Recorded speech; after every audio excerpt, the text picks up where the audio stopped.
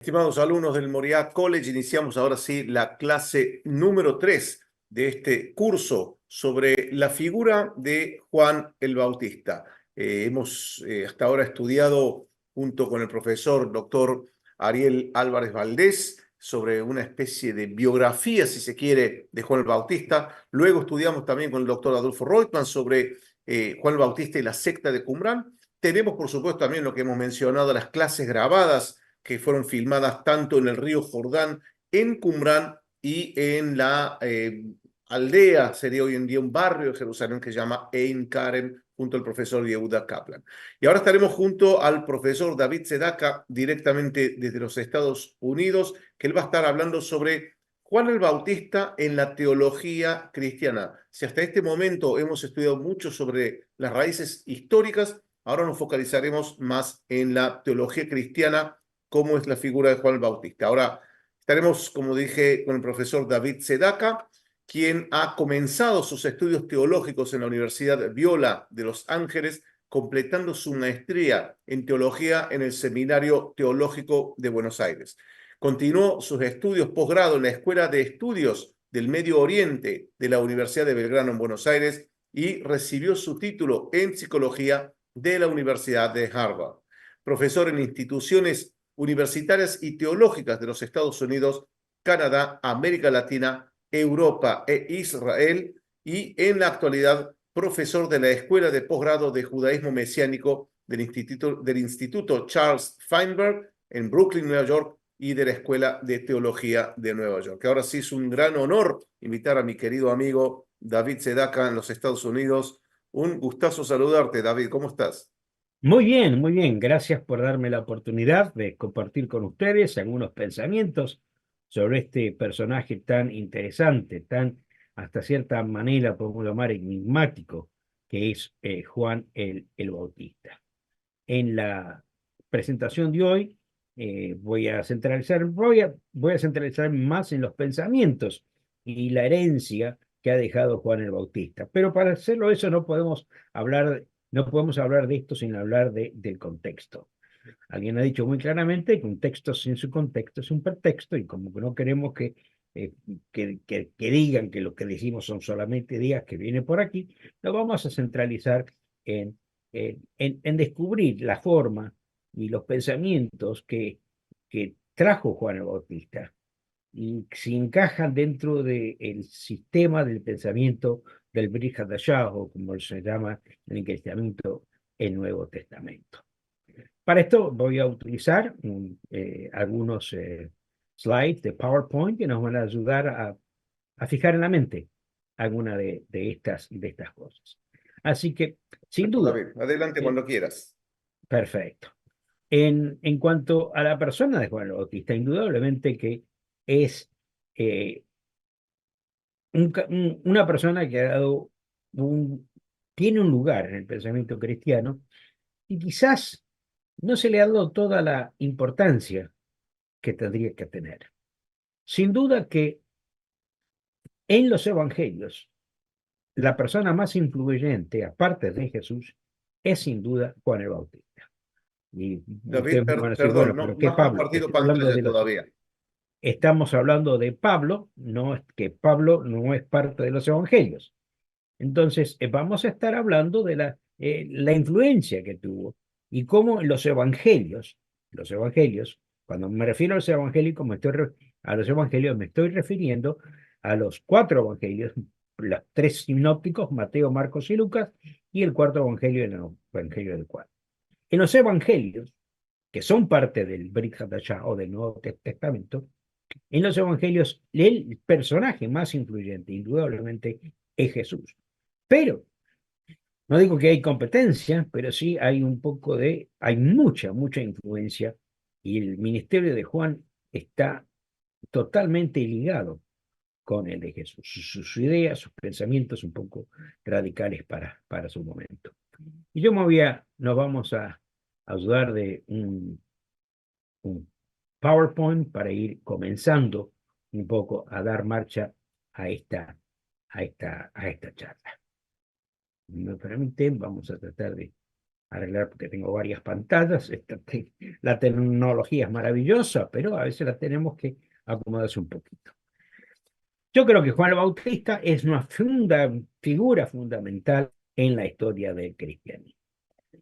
Aparte de Jesucristo, o Jesús el Mesías, Juan el Bautista es probablemente la figura teológicamente más significativa de los evangelios. Vuelvo a repetir, cuando hablo de los evangelios, no estoy hablando de la totalidad del Nuevo Testamento, porque sin duda que Pablo, o el rabino Shaul, es quien dio forma teológica o estructural al movimiento de la iglesia. Pero me estoy refiriendo aquí casi exclusivamente a los evangelios. Y según los evangelios, seguramente, indudablemente, fuera de Jesús, la persona más influyente en nosotros que es Juan. Es importantísimo, a tal punto que, como en el caso de Jesús, el evangelio de Lucas comienza con la narrativa del nacimiento de Juan el Bautista. Pero fíjense que tanto Jesús como Juan el Bautista tienen un nacimiento casi milagroso o maravilloso. Ambos nacimientos fueron anunciados por un ángel. Su entrada al mundo estuvo marcada por el anuncio angélico y la intervención divina. Esto lo podemos ver, por ejemplo, en el libro, el Evangelio de Lucas, capítulo 1, versículo 57. Yo me voy a referir a algunos pasajes bíblicos, algunos van a estar en pantalla y otros no.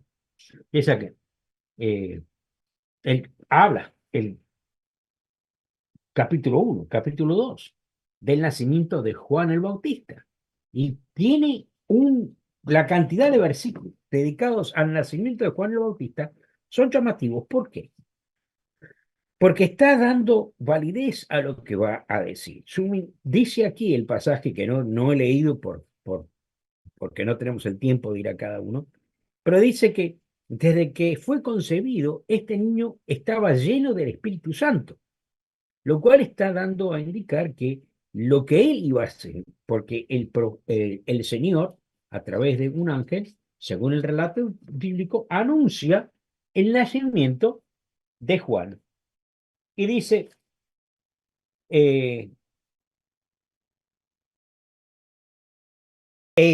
ya cuando su padre está sirviendo en el templo, recibe una visión, porque la madre era estéril y ya eran avanzados en años.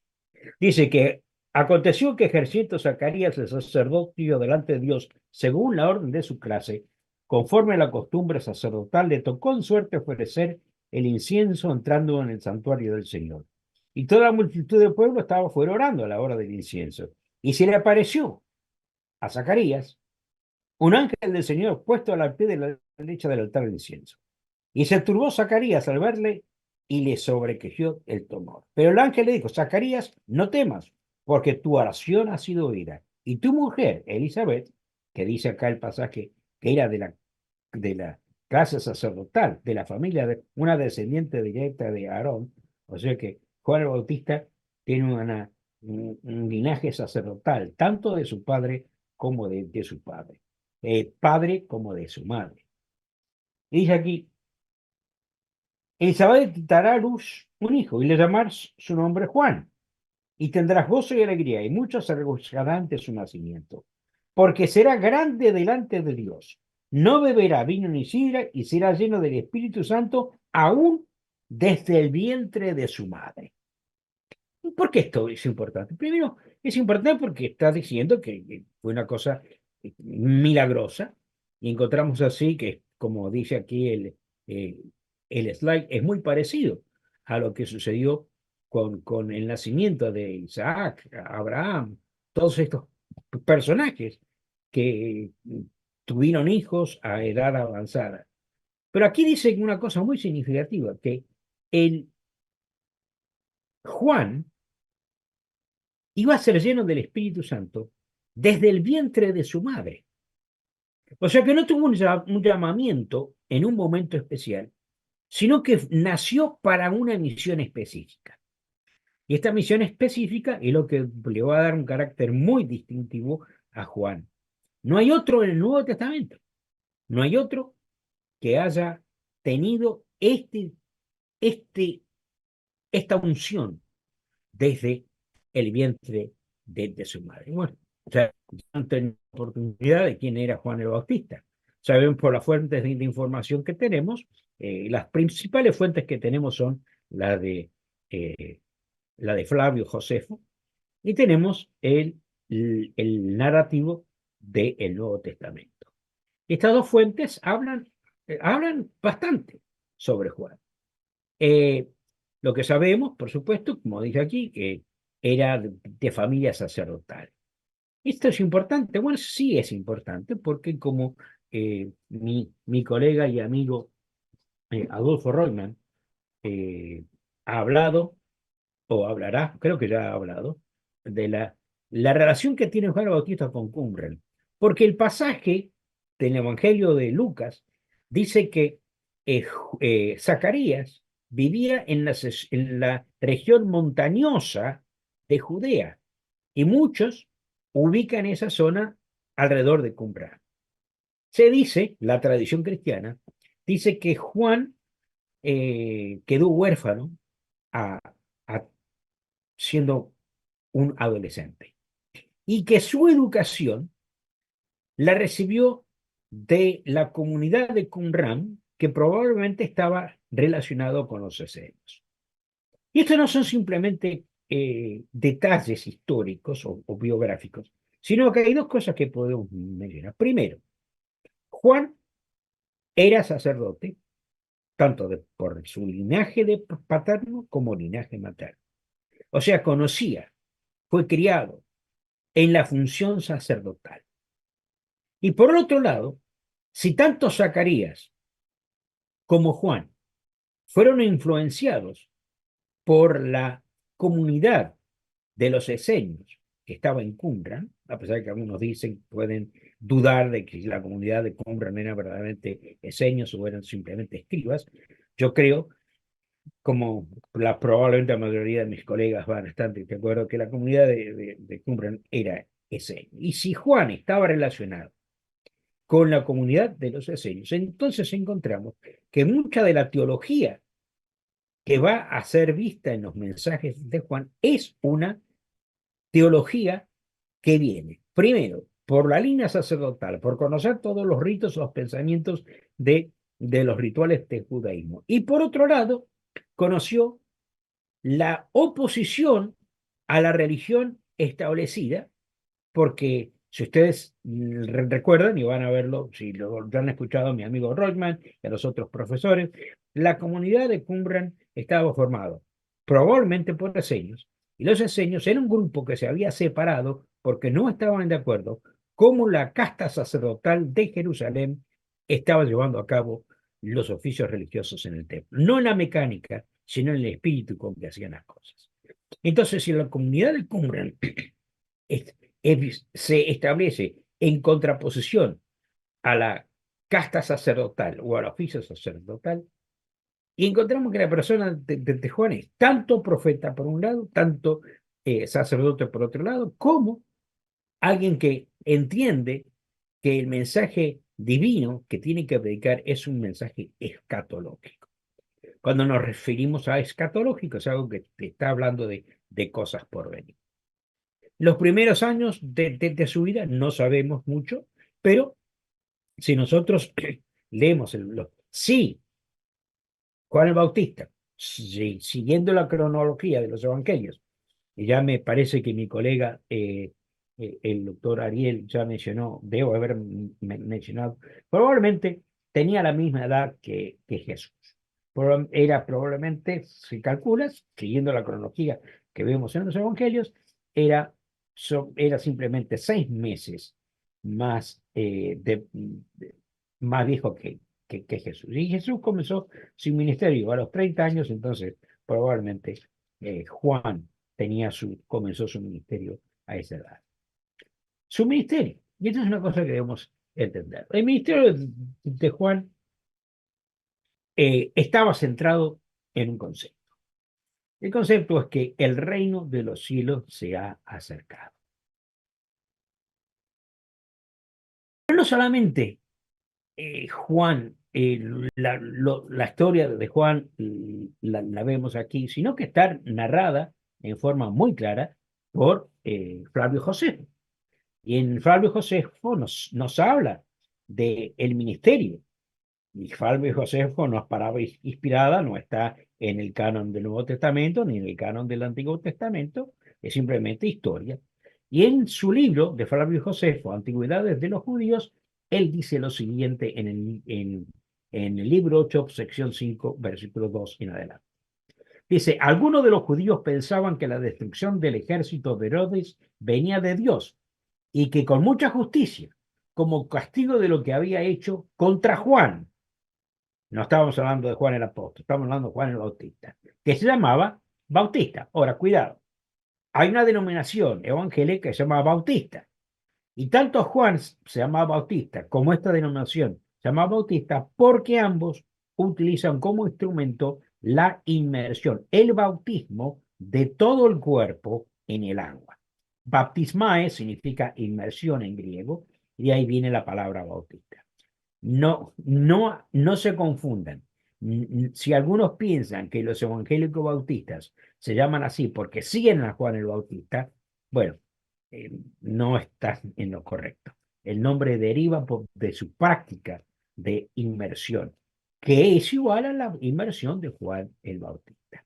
Pero dice aquí, porque Herodes mató a aquel que era un hombre bueno y mandó a los judíos que ejercieran la virtud, tanto en cuanto a la justicia unos para otros y la piedad con Dios. Ya Josefo está explicando algunos de los principios teológicos y doctrinales de Juan el Bautista.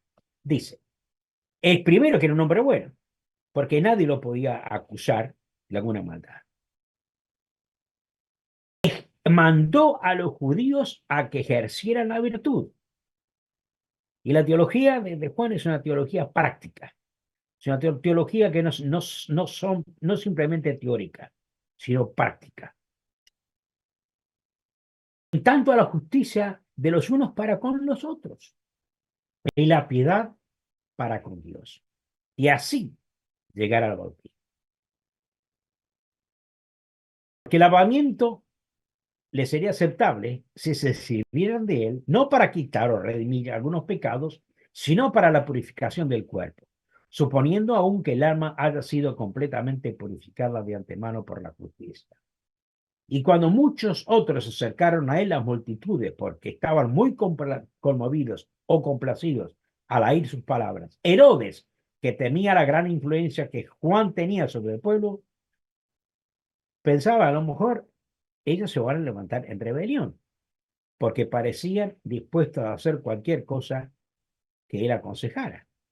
O sea, aquí vemos que Juan, si hubiera querido levantar una rebelión, tenía tanta influencia en el pueblo por su vida, por sus enseñanzas, que Herodes tenía miedo. Este hombre tiene la capacidad, tiene el carácter moral como para incitar una rebelión.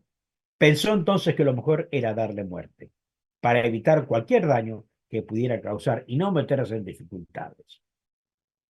En consecuencia, lo envió prisionero, finalmente terminó en la cárcel y como saben ustedes, le cortaron la cabeza. Ya vamos a hablar un poco más de eso. Hemos dicho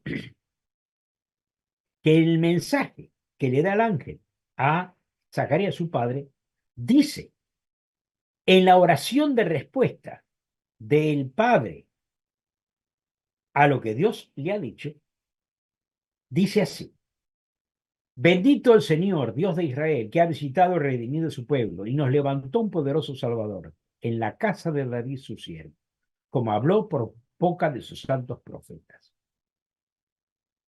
¿Y qué dice? Y tú, niño, el juramento, déjeme, quiero saltear algunas cosas, pero no puedo, porque son importantes para el tema. Dice, como habló por boca de sus santos profetas que fueron desde el principio salvación de nuestros enemigos y de la mano de todos los que nos aborrecieron, para hacer misericordia con nuestros padres y acordarse de su santo pacto, del juramento que hizo Abraham nuestro padre, que nos había de conceder que, librados de nuestros enemigos, sin temor le sirvamos, en santidad e en justicia delante de él todos nuestros días. Nuevamente, salvación, justicia, santidad son temas importantísimos en la práctica y en la teología de Juan el Bautista. Y tú, niño, no se refiere a Jesús acá, se está refiriendo a Juan. Y tú, niño, profeta del Altísimo serás llamado, porque irás delante de la presencia del Señor para preparar su camino, por la entrañable misericordia de nuestro Dios, con que nos visitó desde lo alto la aurora, para dar luz a los que habitan en tinieblas y en sombra de muerte, para encaminar nuestros pies por camino del paz. Y Juan, se refiere a Juan, y el niño crecía y se fortalecía en espíritu y estuvo en lugares desiertos hasta el día de su manifestación a Israel. Cuando uno lee esto fuera de un contexto y parece que está hablando de Jesús, pero no es así. Está hablando de Juan el Bautista. Y encontramos aquí que ya en algunas de estas cosas comienza a verse la característica de lo que él va a enseñar. ¿Cuáles son algunas características que podemos señalar en cuanto al mensaje? Primero, a pesar de ser sacerdote, no utilizó sistemas sacerdotales, porque un sistema sacerdotal no se basaba en el bautismo, sino que se basaba en, en los sacrificios y la adoración en el templo. Ahora, encontramos aquí que él se dirigía exclusivamente a los judíos y que estaba dedicado a presentar el mensaje de salvación, de luz, de traer al pueblo nuevamente al conocimiento del Señor, no de la misma forma como lo hacían los sacerdotes. Se dirigió exclusivamente al pueblo judío, no hay ninguna referencia que alguien hacer, porque dice enfáticamente que en las profecías que hablaban de alguien que iba a venir a preparar el camino del Mesías, iba a ser alguien que iba a traer su mensaje al pueblo de Israel exclusivamente. Lo más importante, que él anunciaba la inminente venida de la era mesiánica. Vuelvo a repetir, en Mateo dice, el reino de los cielos se ha acercado, o el reino de Dios se ha acercado. Esa es y lo que está predicando y lo que va a, la esencia del mensaje es arrepentidos, arrepiéntanse. ¿Por qué? Nos arrepentimos cuando hemos vivido una vida injusta, una vida mala, cuando hemos pecado contra Dios.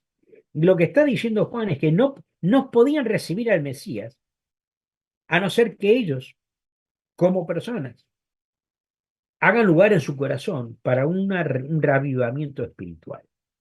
Y él estaba hablando de que este avivamiento iba a ser pronto, iba a ser inmediato. Eh, Nunca dijo que él era el Mesías. Y la gente le preguntaba, ¿eres tú el Mesías? Y no, no, yo no soy el Mesías. No, no me confundan, yo no soy el Mesías. Él negó ser un gran profeta. A pesar de que el ángel anunció que iba a ser un gran profeta, todo lo que Juan dice sobre él siempre se hace menos de lo que él es. Porque si el ángel de Dios le dijo a Zacarías, este niño va a ser un profeta, este niño va a ser un hombre recto, es un hombre que Juan nunca se alabó a sí mismo, ni permitió que otros lo halagaran. Cuando le preguntaron, ¿eres tú el Mesías? Y no, no, no, yo no soy. Entonces, cuando el Mesías venga, yo no seré digno ni de desatarle la cuerda de sus sandalias. Le preguntaron, ¿podía ser Elías?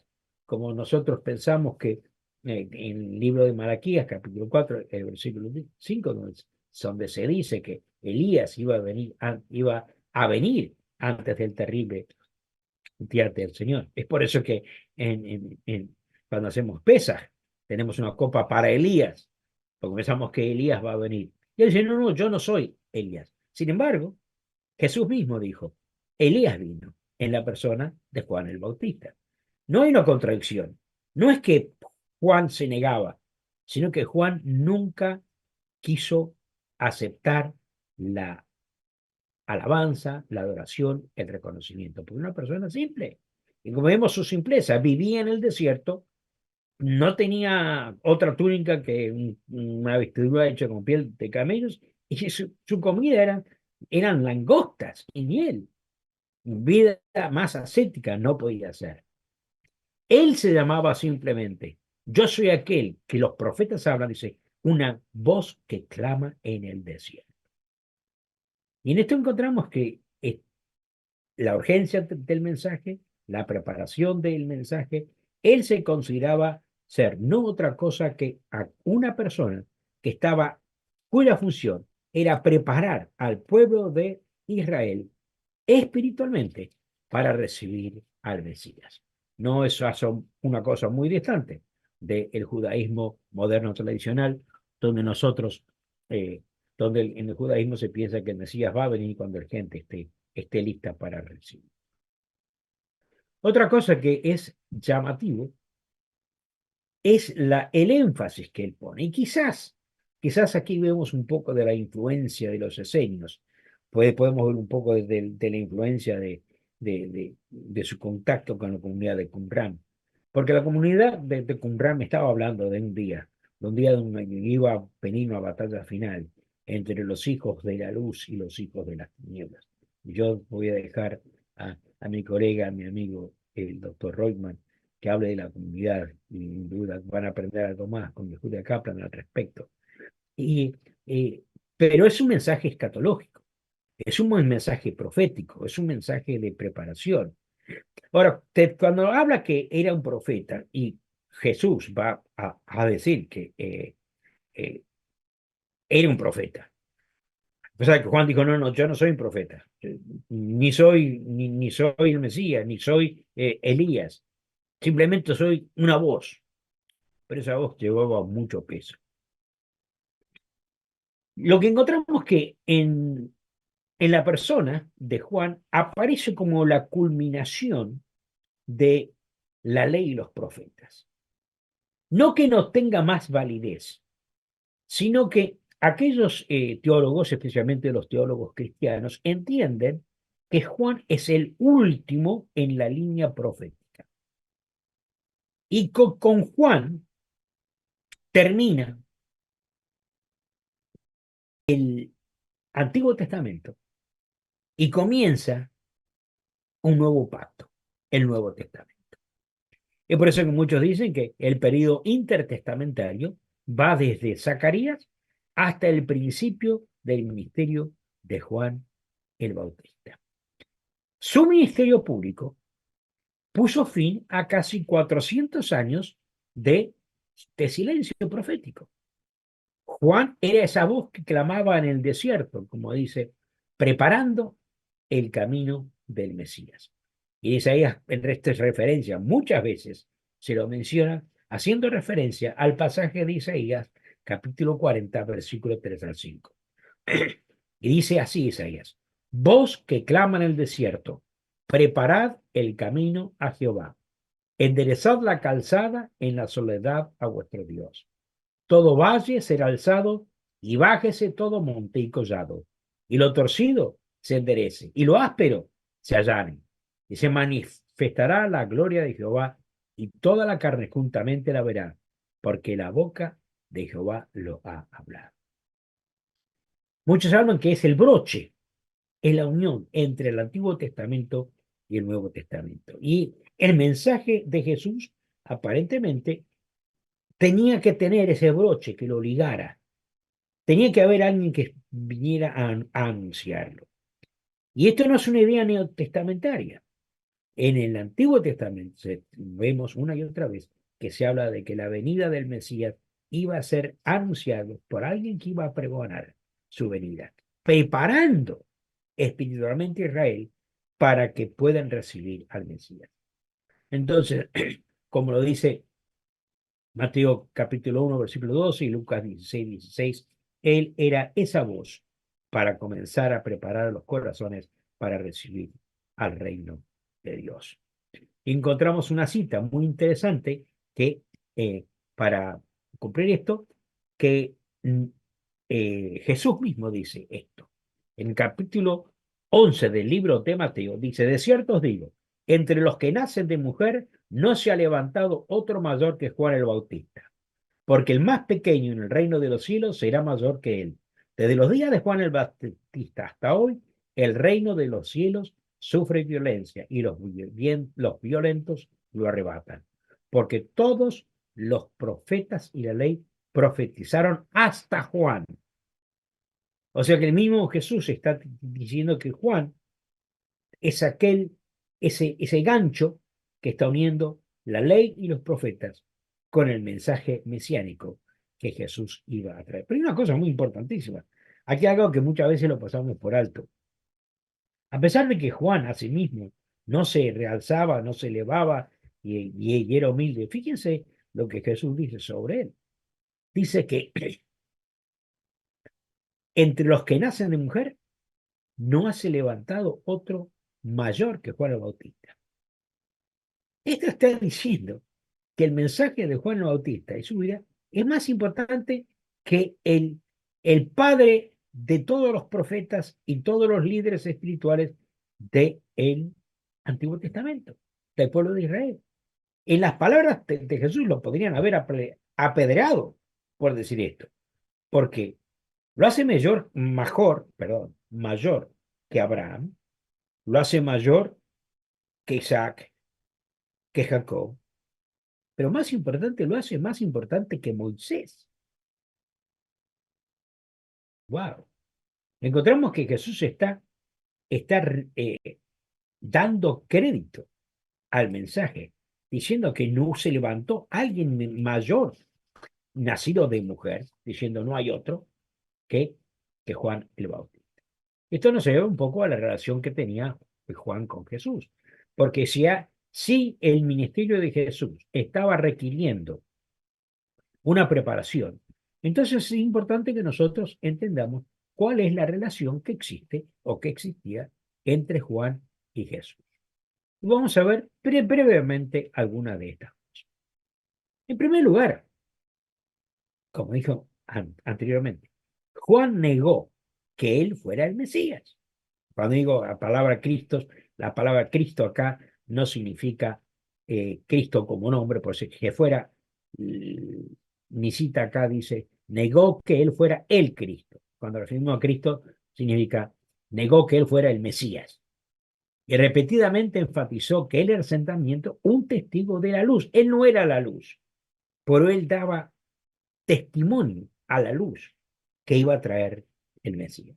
Y esto lo vemos cuando Juan, también en el Evangelio de Juan, se habla mucho del ministerio de Juan el Bautista. En Juan capítulo 1, 19 al 23, Juan 1, 6 al 9, Juan 3, del 27 al 30. No tenemos un lugar o tiempo para leer esta cita. Para aquellos que tengan una Biblia, un Nuevo Testamento, fíjense en la predicación que Juan el apóstol habla de la predicación de Juan el Bautista, aunque del mismo nombre, distintas personas. Es importante también que Juan aceptó ser subordinado.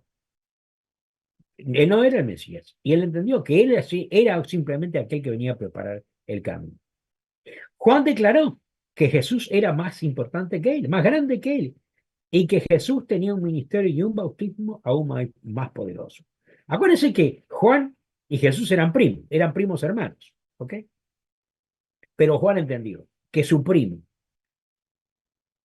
tenía una misión mucho más importante que la de él.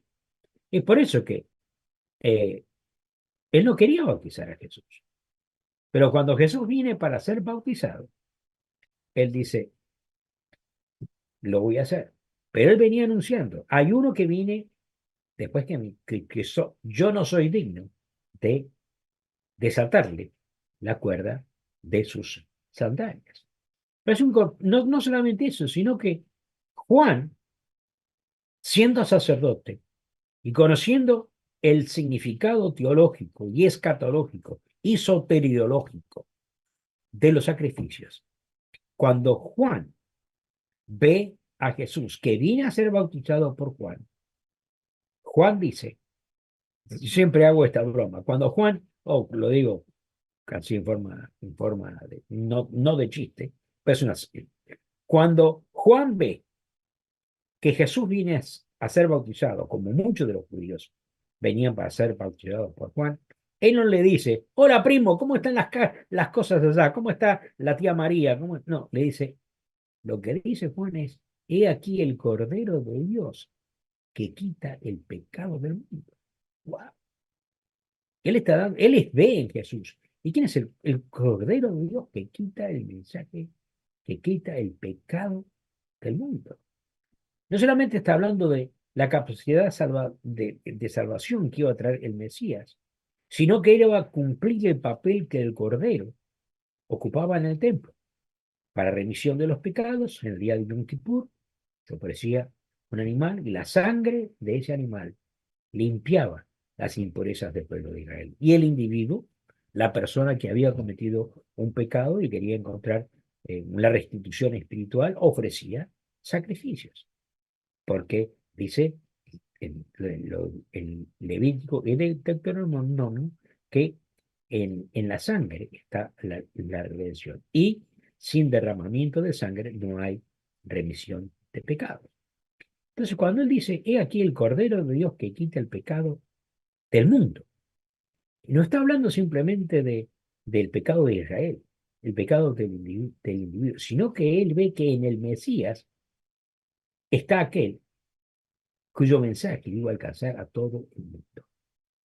Una visión escatológica de, del mensaje. Jesús vino para ser bautizado. Aquí tenemos dos fotos, la pueden ver, los cuadros famosos. Hay muchísimos cuadros. Es interesante que los artistas de toda la historia del cristianismo se han pintado cuadros, especialmente el Renacimiento, y se han pintado cuadros. Si ustedes van al internet van a ver cantidades infinitas.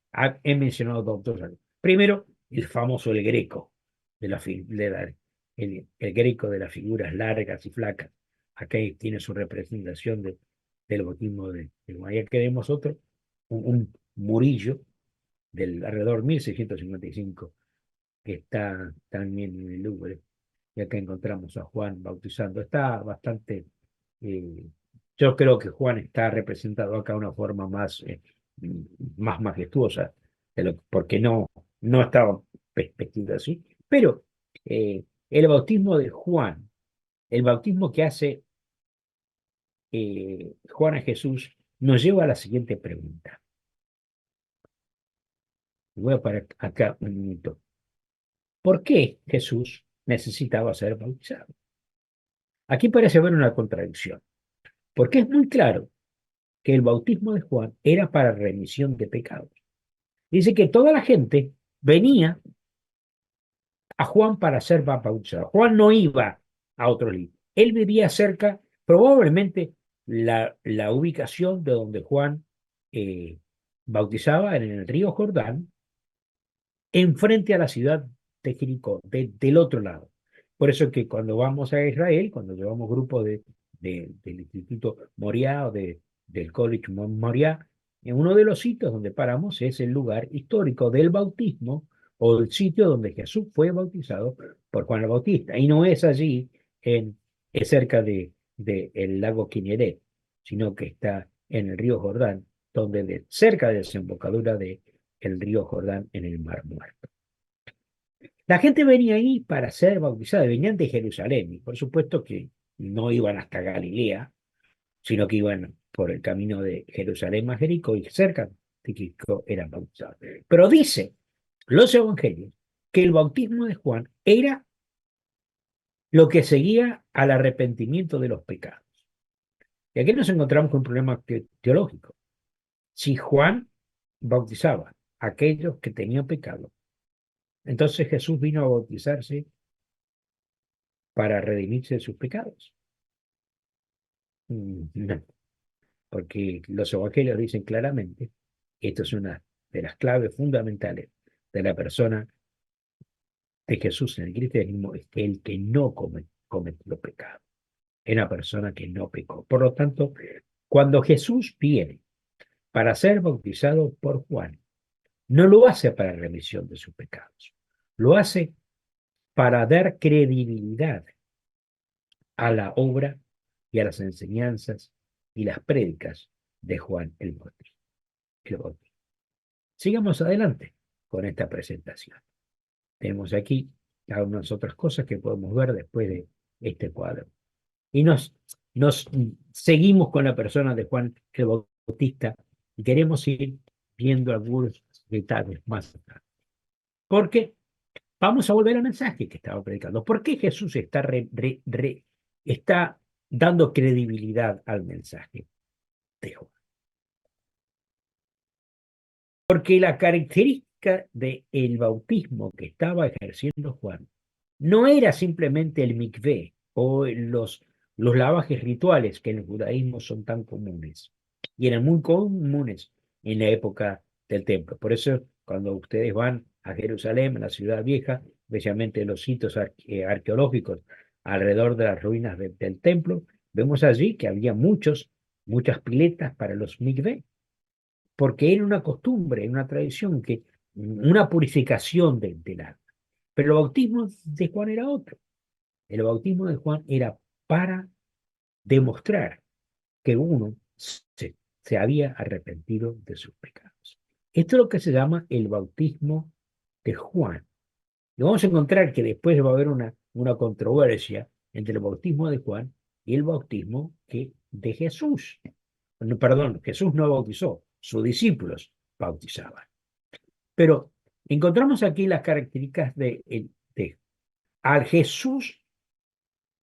El hecho de que Jesús se acercara para ser bautizado con Juan está dando énfasis a la importancia del arrepentimiento y que consecuencia del arrepentimiento es el bautismo. El bautismo de Juan no arrepentía, sino era la demostración del arrepentimiento.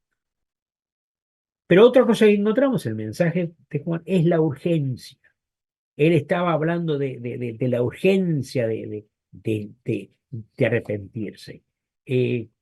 Nuevamente, el tema era arrepentidos porque el reino de los cielos se ha acercado. Encontramos así que Juan estaba dando un mensaje de urgencia porque Jesús ya venía y él quería que el mundo estuviera preparado. El arrepentimiento, sincero, el perdón divino y un cambio completo de la vida eran urgentemente necesarios para escapar el juicio y entrar en el reino de Dios, que ya se aproximaba. Encontramos aquí cuatro verdades teológicas que son partes fundamentales del cristianismo. Primero, el arrepentimiento. En griego, metanoia, dar vuelta. En hebreo, teshuva, dar vuelta. Es necesario. Si vamos a recibir a Dios, es necesario cambiar nuestra actitud. Es necesario cambiar nuestra forma de ser. Tenemos que dar una vuelta de 180 grados. Y esto es lo que llamamos el arrepentimiento. Pero tiene que ser sincero. Si no, no vale. Pero para que haya perdón divino, debe haber arrepentimiento. Un principio cristiano. Un principio establecido por el bautismo que ejercía Juan. El arrepentimiento debe ser sincero. Y el bautismo es la demostración de eso. Pero esto es necesario no solamente para que nosotros podamos vivir una vida que nos acerca más a Dios, sino que tiene un mensaje escatológico, sino que es necesario porque va a venir un juicio. Y Juan vuelve a decir, el juicio ya está acá, el juicio se va a acercar, el juicio divino está más próximo de lo que ustedes piensan. Entonces Juan, quizás como los esenios, estaba hablando de ese juicio final, de la última etapa, que ya se está aproximando. Y el mensaje de Juan es, cuidado, está más cerca de lo que ustedes piensan. Por lo tanto, ahora es el momento del arrepentimiento. Es importante esto porque fue seguido por muchísimas personas. Si nosotros vemos la tradición cristiana, e incluso vemos reflejado en el libro de Hechos de los Apóstoles, nos encontramos que Juan tenía muchísimos discípulos. quizás muchos, muchos más discípulos que los que tenía Jesús. A pesar de que Juan dijo a los discípulos de él, vayan con Jesús, él es el Mesías, yo no soy el Mesías. Y algunos de los discípulos de Juan fueron a ser los discípulos de Jesús. Pero Juan tuvo muchísimos discípulos, incluso después de, de que Jesús haya comenzado su ministerio. Cuando nosotros miramos esto, miramos este mensaje, ¿cuál es entonces la que podemos decir la teología, si cabe, de Juan? Y hay un pasaje que creo que lo tenemos aquí. La teología de Juan el Bautista y la esencia de su mensaje es la hemos dicho, arrepentidos, llamado bautista porque su práctica era bautizar a aquellos que recibían el mensaje y se arrepentían sinceramente de sus pecados. Juan fue el profeta de los últimos. Enseñó que el juicio está cerca, a tal punto que dice que el hacha está lista para ser utilizada para cortar la raíz. Fíjense lo que dice en Mateo capítulo 3, versículo 10. Juan enseñó que el juicio de Dios está más cerca de lo que nosotros pensamos.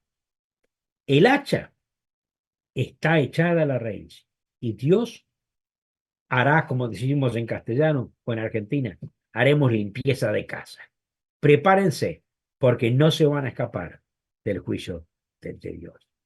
Y dice, citando las palabras de Jesús en Mateo, y ya también el hacha está puesta a la raíz de los árboles. No que es algo que va a venir acá en el año, no. El mensaje del Mesías va a venir ahora. El mensaje va a separar lo que es de Dios y lo que no es de Dios. Y ya también el hacha está puesta a la raíz de los árboles, por tanto, todo árbol que no da buen fruto es cortado y echado al fuego. Hay una consecuencia. Si uno no acepta el mensaje de arrepentimiento, uno va a estar separado del reino de Dios. Para Juan, el arrepentimiento no es algo simplemente que se tiene que expresar una vez. El arrepentimiento debe ser demostrado. Y aquí cito un pasaje que es muy interesante, donde habla la autenticidad del arrepentimiento se evidenció en términos muy prácticos. Compartir con los necesitados, eliminar el soborno y prohibir la extorsión. Principios éticos, fíjense.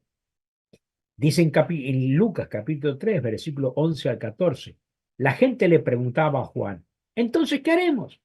Cuando escuchaban que tenían que arrepentirse, porque si no, no iban a ser parte del reino de Dios, y la necesidad de cambiar, de, bueno, entonces, ¿qué hacemos? Ahora que sabemos que no estamos viviendo de acuerdo a la voluntad divina. Entonces Juan le responde esto, el que tiene dos túnicas, le dé al que no tiene.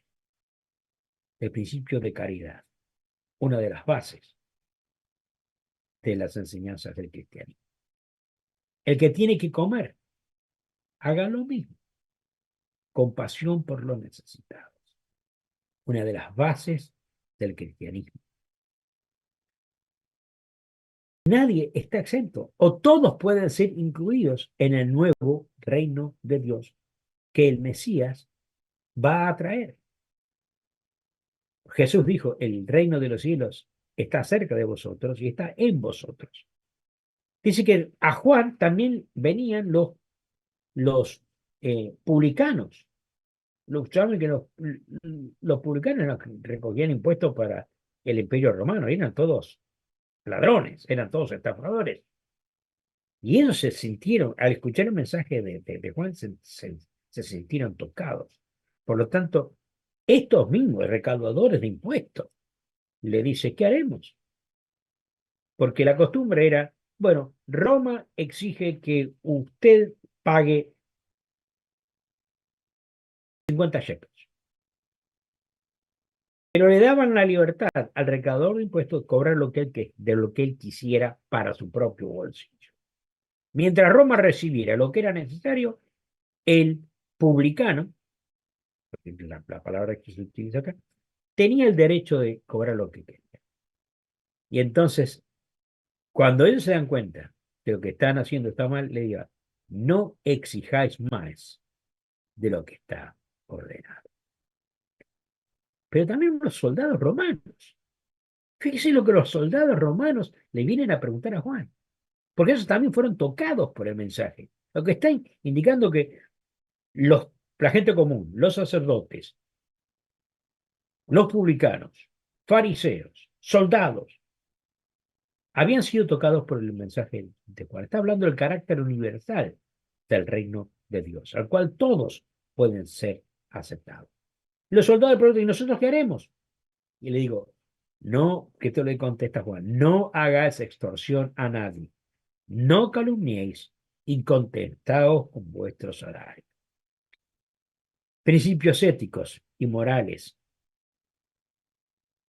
Pero otra de las cosas que nos enseña el mensaje de Juan, que son parte influente y importante en la teología cristiana, es cuando él condena la hipocresía del sistema religioso. ¡Wow! Él usó palabras muy fuertes. Él no condena la religión. Acuérdense, Juan era de la línea sacerdotal y probablemente tenía el derecho de ejercer, no solamente por su padre, sino por su madre. Su madre era descendiente de Aarón, el primer sumo sacerdote, el hermano de Moisés. Él podía ejercer su sacerdote. Él no condena la religión, él condena la hipocresía, que es un mensaje validero para el cristianismo y para todas las religiones en el día de hoy. Dice esto, y leo un capítulo 7 de Mateo. Al ver que muchos de los fariseos y los saduceos venían a su bautismo, fíjese, los dos grupos religiosos más importantes en el tiempo de Jesús o en el tiempo de Juan eran los fariseos, los parashim, y los saduceos. Los saduceos eran parte de la casta sacerdotal. Incluso ellos habían sido tocados por el mensaje de Juan. Ha de haber sido un predicador carismático de mucho poder para que soldados, gente común, publicanos, recaudadores de impuestos, fariseos, saduceos, venían y aceptaron su mensaje. Él les dijo, generación de víboras, ¿quién os enseñó a huir de la ira venidera? Haced pues frutos dignos de arrepentimiento. No digan que se arrepientan. Esta es una de las verdades heredadas de Juan, proclamadas por Jesús e enfatizadas por el cristianismo. Nuestro arrepentimiento tiene que verse. Y dijo Jesús, por sus frutos los conoceréis. Acá, dice, bueno, no, nosotros no podemos ser, no somos como los demás pecadores, porque nosotros somos los hijos de Abraham. Entonces, tu mensaje de nuestro arrepentimiento es más chiquitito que lo de los otros, porque nosotros somos hijos de Abraham. ¿Y qué les dice Juan? Dios puede hacer de las piedras hijos de Abraham. No se crean que por ser fariseos o sacerdotes o saduceos van a tener un lugar privilegiado. Ya lo dijo Jesús y lo enfatizó el otro Juan. Juan, el discípulo, escribe en una de sus cartas a sus iglesias, dice, si decimos que no tenemos pecado, nos engañamos a nosotros. Nadie está exento de pecado. Haced, pues, dice Juan el Bautista, frutos dignos de arrepentimiento. Un mensaje que queda vivido, pero su mensaje lo llevó a trágicas consecuencias. Y no las escapó. Y encontramos el fin de Juan que se narra en Mateo capítulo 14, que es un poco distinto al narrativo que nosotros vimos contado por Josefo. Cuando leímos a Josefo, dice la historia narrada por Josefo que Herodes, el tetrarca, mandó meter preso a Juan el Bautista porque tenía miedo que la prédica de Juan el Bautista incitara a la gente a rebelarse contra él. Por lo tanto, lo encerró, lo mandó matar. Sin embargo, en el Evangelio de Mateo capítulo 14 dice que fue distinto. No fue ese el único motivo, no distinto, no fue el único motivo. Porque Juan denunció la inmoralidad y no dudó de decir, llamarlos inmorales, incluso al rey y a los gobernantes. Y prefirió morir como mártir antes de comprometer sus convicciones. Algo que el cristianismo ejerció durante los años de persecución. Las grandes persecuciones en Roma del cristianismo, muchos judíos y cristianos prefirieron morir antes de renunciar a sus creencias. Y nos dice la historia narrada en el Evangelio que en aquel día Herodes el tetrarca oyó de la fama de Jesús y dijo a sus criados: este es Juan el Bautista, ha resucitado de los muertos, porque eso actúan en él, por eso que Jesús tiene estos poderes. Porque Herodes había prendido a Juan y le había encadenado y metido en la cárcel por causa de Herodías, mujer de Felipe, su hermano. Porque Juan le decía: no te es lícito tenerla. O sea, le decía a Felipe: no te podés casar con tu cuñada. Y entonces Felipe dijo: yo quiero hacer lo que quiero. Y no le gustaba que Juan Bautista lo estaba acusando de algo inmoral, lo cual era. Pero mucha gente no se atrevía a decirlo. Juan sí. Entonces, Herodes quería matarle, pero tenía al pueblo, porque tenían a Juan por profeta. Pero cuando se celebraba el cumpleaños de Herodes, la hija de Herodías danzó en medio y agradó a Herodes. Por lo cual este le prometió con juramento darle todo lo que ella pidiese. Ella, instruida primero por su madre, la que se había casado con su cuñado, dijo: dame en un plato la cabeza de Juan el Bautista. Entonces el rey se entristeció por causa del juramento. Y los que estaban con él en la mesa mandó que se le diese y ordenó decapitar a Juan en la cárcel. Y le fue traída su cabeza en un plato y dado a la muchacha, y ella se presentó a su madre. Querían silenciar a alguien que enseñaba moralidad y creían que cortándole la cabeza el mensaje de Juan quedaba terminado. Vemos el encarcelamiento y muerte, sabemos que los motivos, y yo creo que no hay conflicto en lo que dice Josefo y lo que dicen los evangelios. Por un lado, Juan podía llevar a la gente a una rebelión, pero no lo hizo, porque este no era su mensaje. Herodes tenía miedo, entonces lo mandó a encarcelar. Y también es cierto que lo acusó a Herodes de inmoralidad. Y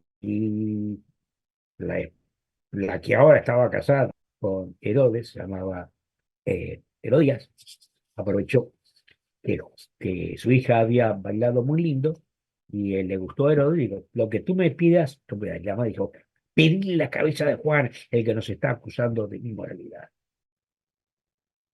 Y el hecho de hay muchas, estas fotos son, hay muchísimas fotos del martirio de Juan. Hay tantas fotos del martirio de Juan, oh, perdón, fotos. Hay muchas pinturas y obras de arte, esculturas sobre la muerte de Juan, así como lo hay del bautismo. Esta foto que está a la izquierda la tomé yo en el Museo del Louvre hace unos cuantos años atrás. Todavía está ahí. Y hay muchas obras, hay centenares de obras de arte donde representa, porque es un hecho muy significativo, porque él prefirió que le cortaran la cabeza a claudicar en su mensaje. ¿Y cuál es el legado que recibió Juan el Bautista? El Bautista. En primer lugar, yo creo que en alguna forma el mensaje de su vida ha sido subestimado. Porque la figura de Jesús es superior. Y acuérdense que el mensaje de Juan era: es necesario que Jesús crezca, en las palabras de Cipriano de Varela y Casiodoro de Reina, que tradujeron nuestras Biblias al castellano, dice: es necesario que Él crezca y que yo mengue.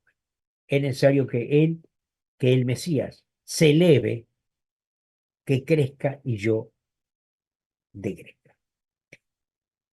Por eso, muchos han tomado, han subestimado y han permitido que el mensaje de Jesús anule o cancele la enseñanza de Juan el Bautista.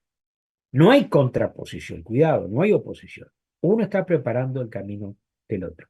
Pero es significativo que tantas y tantas páginas del Nuevo Testamento están dedicados a las enseñanzas de Juan el Bautista. Es interesantísimo esto, que después de la muerte de Juan todavía sigue teniendo muchísimos discípulos.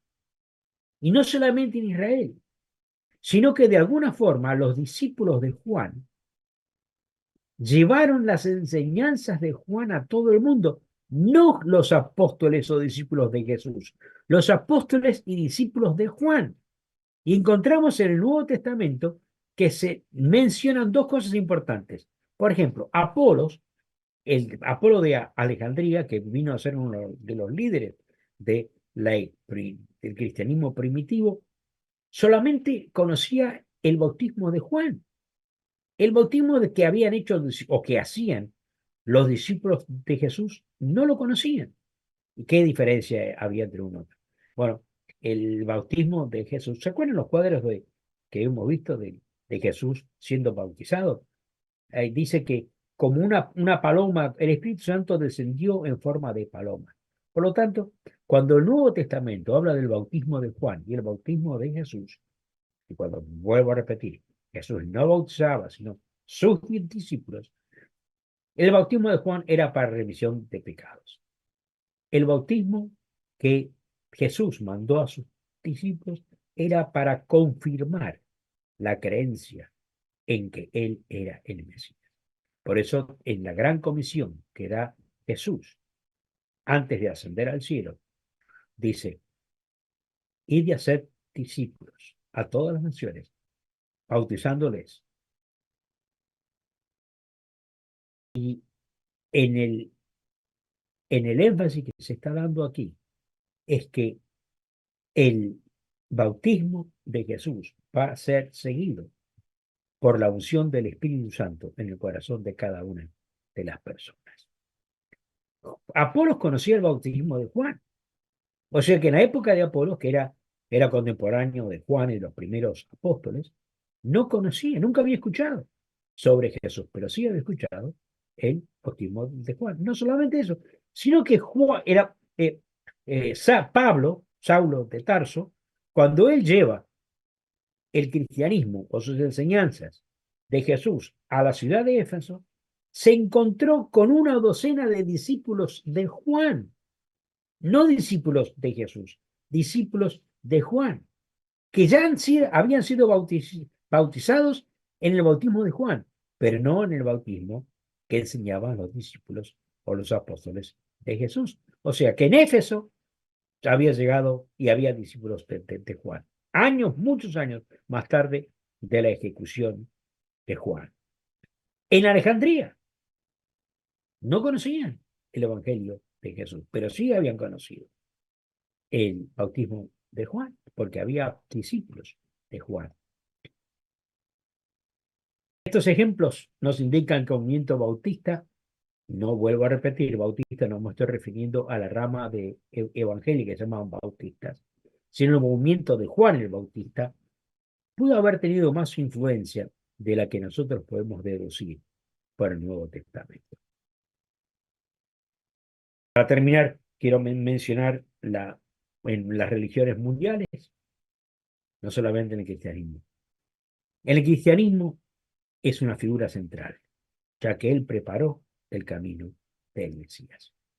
Pero Juan es también venerado por profeta por Islam, donde se lo llama Yahú pan Zacarías, que significa Juan, hijo de Zacarías. Los musulmanes creían que él revelaba la palabra de Dios y que fue profeta que anunció la venida de Jesús. Por supuesto, del contexto del Islam, del islamismo, que ven a, a Mahoma como su gran profeta. Es interesante que hay una religión que se llama el mandeísmo. El mandeísmo consideran a Juan como el Mesías y son contrarios a la creencia de Jesús. Usted dice, bueno, por esto, este grupo ¿dónde está? Bueno, este grupo subsiste hasta el día de hoy. Estaban hasta hace 50 años, la mayor parte estaba en Irán e Irak. Y debido a las revoluciones y a las guerras, muchos de ellos se han mudado, se han trasladado a Europa y a los Estados Unidos. El grupo más grande de mandeístas en el día de hoy, que tienen como Mesías a Juan y no a Jesús, vive en Dinamarca. Dice que hay 50.000 seguidores del mandeísmo que viven en Dinamarca. En los Estados Unidos hay unos 15.000. Dice que alrededor del mundo puede haber unos 60.000. O sea, 60.000 personas que todavía creen que Juan el Bautista es el verdadero Mesías. Y aquí tenemos que ir ya terminando. El bahaísmo también lo toman a Juan como un gran profeta. Y permítame algunos pensamientos finales. En primer lugar, la breve historia de Juan el Bautista está marcada por las características cristianas de abnegación, humildad y santo valor. Son verdades que son parte del cristianismo, son parte de la esencia de la teología neotestamentaria. Su humildad era tal que una y otra vez tuvo que renegar de su carácter y rechazar los honores de la multitud admiradora que iba. Principios individuales que son valorizados no solamente por el cristianismo, sino por toda la humanidad. La humildad. A sus preguntas él respondió claramente que no era el Mesías, ni Elías, en quien estaban pensando, en ninguno de los profetas. Él era simplemente, llamado así, una voz de Dios llamando a su pueblo al arrepentimiento en preparación para la venida de aquel cuya correa del zapato no era digno de desatar. Por su audacia, el decir la verdad, fue víctima, fue voluntariamente, porque se podía haber escapado. No escapado, él podía haber rechazado, podía haber cambiado su mensaje, pero prefirió la verdad a la vida. Prefirió ir a la cárcel y a la muerte. Pero su legado social, hablamos del cristianismo como una revolución social. Juan era un revolucionario. La teología social del cristianismo es la teología básica de Juan el Bautista. El Bautista. Los principios éticos del cristianismo están enraigados en la persona de Juan el Bautista. Su principio moral, que no claudicaba ante las autoridades ni ante el rey, son dignos de ser admirados en el diario. Y son parte de la teología cristiana. En definitiva, hay mucho del pensamiento cristiano, hay mucho de la teología que está fundado en la vida, las enseñanzas de Juan el Bautista. Y con esto termino esta parte de mi presentación. Paso Bueno, a Ariel, si David, quiere dar sí, lugar a ¿me preguntas, escuchás? comentarios. Sí, sí. Vamos a comenzar entonces con algunas preguntas de los que están siguiendo la clase en vivo. Pregunta aquí. Giselle pregunta lo siguiente. ¿La intención original del bautismo de Juan el Bautista fue bien interpretado por la teología cristiana posterior o hubo interpolaciones de teólogos cristianos a lo largo del tiempo? Bueno, es una gran pregunta y no creo que hubo interpolación, sí que hay una diferencia, porque el bautismo de Juan era definitivamente para perdonar pecados, era un lavamiento de los pecados. Mientras en el bautismo de Jesús era una expresión de lo que ya se había creído. No era el arrepentimiento era una precondición.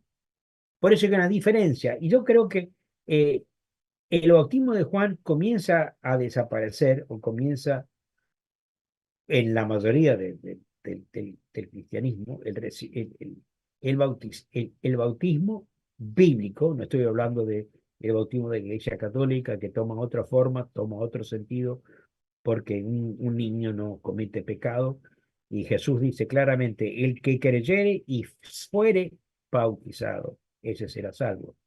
Entonces no hay una oposición, sino una complementación. Para Juan, el bautismo era la demostración de un cambio. Para el bautismo de Jesús era la certificación de que había habido un cambio. Yo no creo que la teología cristiana posterior a Juan el Bautista haya modificado estos principios. Que el bautismo de Juan el Bautista ya no sea enfatizado es lógico, porque al ponerse en práctica el bautismo que Jesús ordenó a sus discípulos a llevar a cabo, ya encontramos que el bautismo de Juan no es necesario, porque ahora el arrepentimiento viene a través de la confesión de que Jesús es el Mesías. Y dice muy bien el Nuevo Testamento que si creyeres en tu corazón y confesares que con tu boca que Jesús es el Mesías, eso te hace salvo. Y la certificación de esa creencia es el bautismo. Mientras que para Juan no había necesidad de confesar al Mesías, sino que simplemente el arrepentimiento era seguido por el acto del bautismo, sin necesidad de una precondición en la creencia de que Jesús era el Mesías. Bien, seguimos con más preguntas. Gregorio pregunta, ¿cómo la figura de Juan el Bautista fue interpretada en la Iglesia Católica, en la Iglesia Ortodoxa y en el protestantismo? ¿Hay alguna diferencia teológica entre las tres corrientes? Mucha, mucha. Porque tanto el bautismo de Juan como el bautismo de los discípulos de Jesús es por inmersión. Y la inmersión era total en el cuerpo. La palabra baptismo significa meterse, estar totalmente sumergido o sumergerse.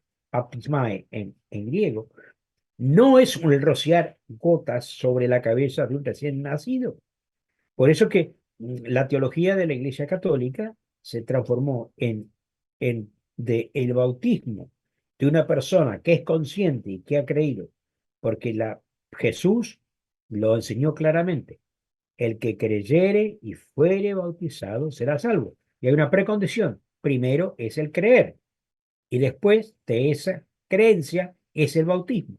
Como un niño a los pocos meses de vida puede arrepentirse de sus pecados. Entonces se inventó, primero, que en lugar de sumergirlo, le ponemos unas gotitas en la cabeza.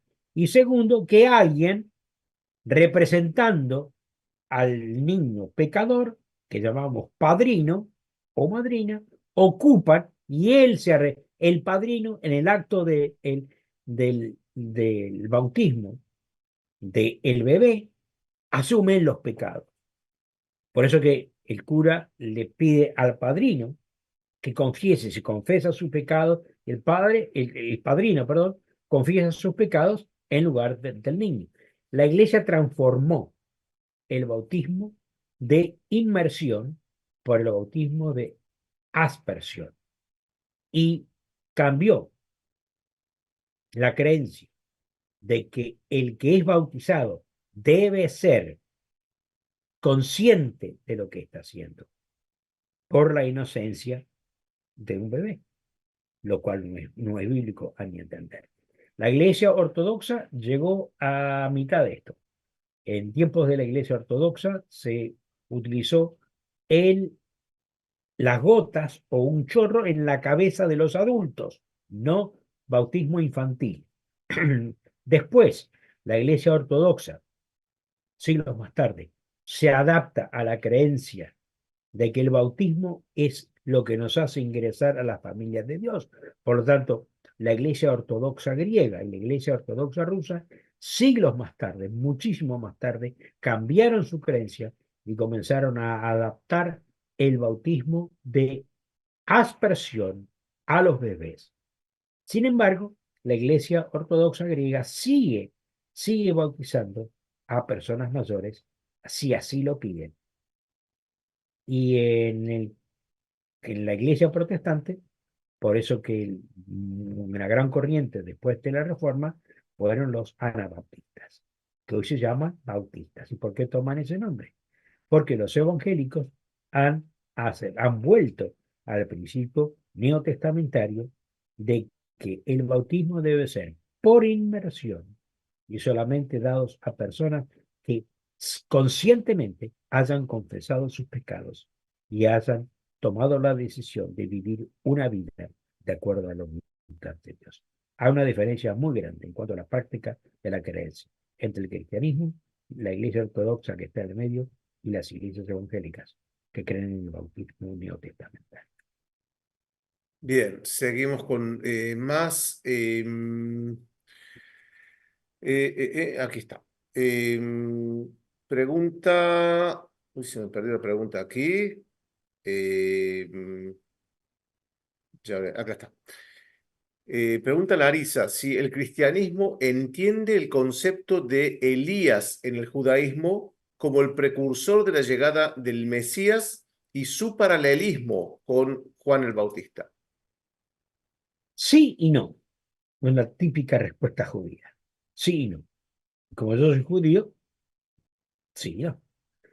La iglesia no entiende la, el,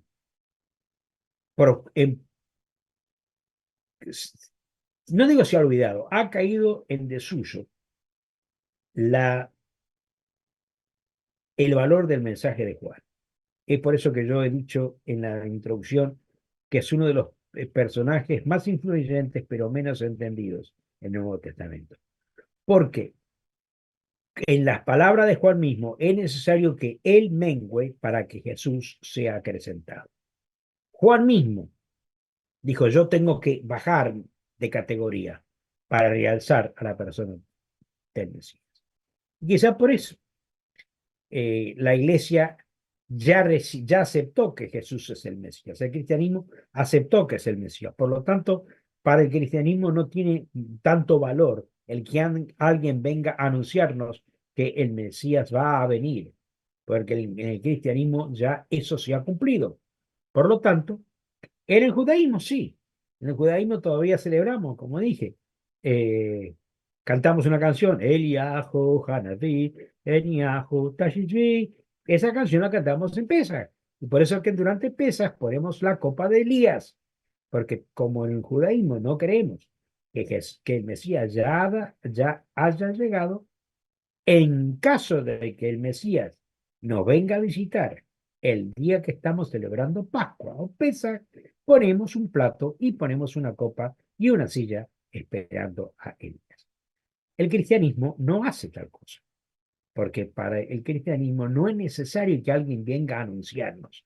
Ya eso se cumplió, ya el Mesías vino. Por lo tanto, en el cristianismo no es necesaria la función de alguien que viene a anunciar la llegada del Mesías. Bien, última pregunta. Aquí Aurora dice así. En lo que se refiere a la salvación, de acuerdo al cristianismo, ¿es necesario tener los dos bautismos en agua y en Espíritu Santo?